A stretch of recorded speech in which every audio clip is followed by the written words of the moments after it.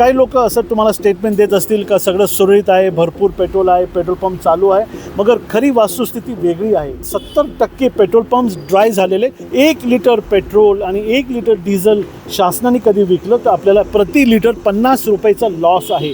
कंपनीने सांगितलं हे मागचं जे क्रेडिट आहे, मागची जी उधारी ते क्लिअर करा आणि आज लागणारा माल त्याचा पेमेंट आगाव म्हणजे ॲडव्हान्स पेमेंट तुम्ही करा, मगच तुम्हाला पेट्रोल आणि डिझेल भेटणार. इराण, इस्रायल, अमेरिका युद्धाचा परिणाम सर्वत्र दूरवर पाहायला मिळतो. पश्चिम आशियामधली ही सगळी झालेली अस्थिरता, त्याच्यामुळे पेट्रोल, डिझेल आणि गॅस याच्यावरती देखील सर्व काही जो आहे परिणाम पाहायला मिळाला आणि सर्वसामान्य देखील त्याची झळ बसते आहे.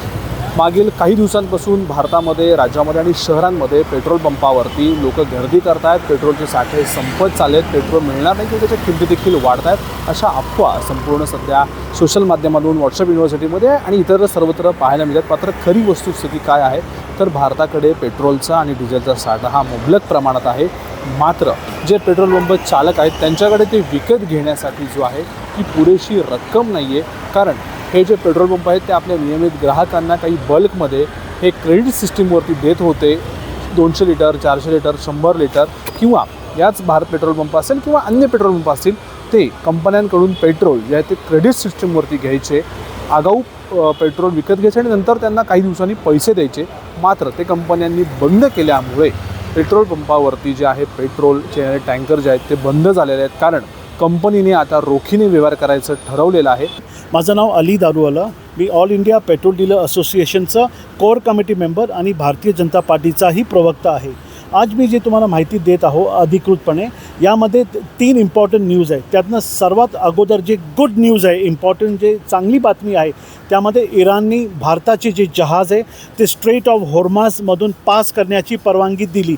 फक्त भारताला नव्हे तर चायनाला, पाकिस्तानला आणि बाकीचे जे आपले सहयोगी मित्र देश आहेत त्यांना आपले जहाज पास करण्याची परवानगी आज आपल्याला दुपारी 12 वाजता भेटलेली आहे. सेकंड इम्पॉर्टंट थिंग, जे CNG बद्दल जे तुटवडा होता, मी रेग्युलर टचमध्ये माननीय हरदीपुरी साहेबांच्या ऑफिसमध्ये होतो. आम्हाला त्यामध्ये असं आढळलं का कुठं महानगरपालिका, कंटोन्मेंट बोर्ड, वेगवेगळे कॉपरेटिव्ह सोसायटीज हे पाईपलाईन CNG टाकण्यामध्ये भरपूर अडथळा करत होते.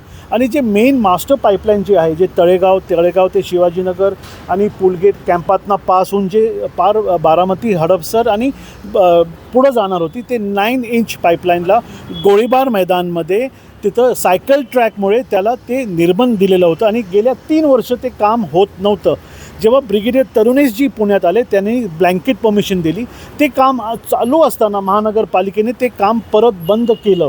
आणि मीही तर तुम्हाला सांगू इच्छितो, माननीय गणेश बिडकर साहेबांनी काल मध्यस्थी करून ॲडिशनल कमिशनर ड्युटे सरांना बाय हँड ते परवानगी दिली आणि त्या परवानगीच्या अनुषंगाने MNGL आज 60 लाख रुपीज त्यांचे खोदकामाचे आज डिपॉझिट करणार आणि उद्या सकाळी मॅक्झिमम उद्या रात्रीपर्यंत हे जे MNGLची मास्टर पाईपलाईन आहे त्याचाही काम सुरू होणार आहे. Third important thing, petrol pump ग्रामीण भागात बंद आहे.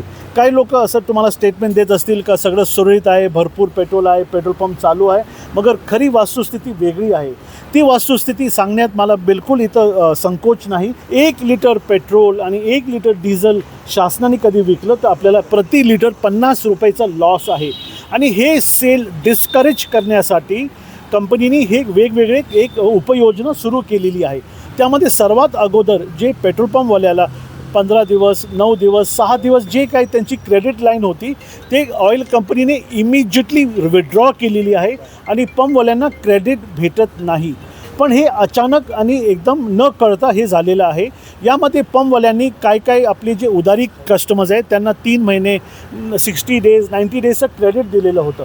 कंपनीने सांगितलं हे मागचं जे क्रेडिट आहे, मागची जी उधारी ते क्लिअर करा आणि आज लागणारा माल त्याचा पेमेंट आगाव म्हणजे ॲडव्हान्स पेमेंट तुम्ही करा, मगच तुम्हाला पेट्रोल आणि डिझेल भेटणार. या अनुषंगाने 70% पेट्रोल पंप्स ड्राय झालेले. कारण पेट्रोल पंप मालकांकडे एवढा भांडवल एका रात्रीमध्ये उपलब्ध करणे शक्य नाही. त्यामुळे आपण हे जे पंप बंद दिसतोय आणि आज रामनवमीची सुट्टीमुळेही बहुत सारे पंप्स तुम्हाला बंद दिसत आहे, हे त्याचं मूळ कारण आहे.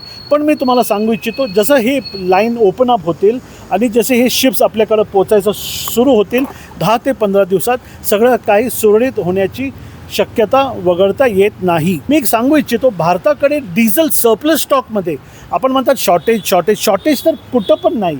आपल्याकडे भारतामध्ये आज सकाळी जे मला बातमी भेटलेली आहे आणि जे अधिकृतपणे पेट्रोलियम मिनिस्ट्रीमध्ये समजलं आहे, डिझेल आणि पेट्रोल भारताकडे सरप्लस स्टॉक आहे. फक्त एवढा का ह्या जे टँकर्स येतात त्याचे जे ट्रान्सपोर्टेशन कॉस्ट वाढलं आहे, त्यामुळे शासनाला 1 लिटर मागे 50 रुपये आणि डिझेलमध्ये लॉस होतो.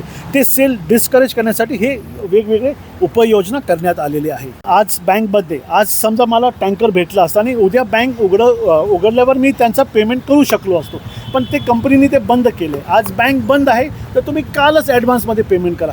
तर पंपवाल्याची परिस्थिती ॲडव्हान्स पेमेंट करण्याची नाही, त्या अनुषंगाने त्यांना माल भरण्यामध्ये त्यांना अडचण येत आहे. त्यामुळे 50 ते 60% पंप ग्रामीण भागातले बंद आहे. नाही, त्यामध्ये जे बल्कमध्ये जे विकत होते ना 400 लिटर 800 लिटर, जे युद्धची परिस्थितीमुळे लोक घाबरून स्टॉक करत होते, ते डिस्करेज करण्यासाठी त्यांनी जे ऑटोमेशन सिस्टम आहे त्यामध्ये लॉक सिस्टम टाकलं आहे का तुम्ही 200 आणि 400 लिटरच्या वर तुम्ही डायरेक्ट कस्टमरला देऊ शकत नाही. जसं मी तुम्हाला सांगितलं, 1 लिटर कस्टमरला गेलं, कधी आपण आपल्या स्कूटरमध्ये 1 लिटर पेट्रोल टाकलं, त्यामध्ये शासनाला 50 रुपयाचा तोटा आहे.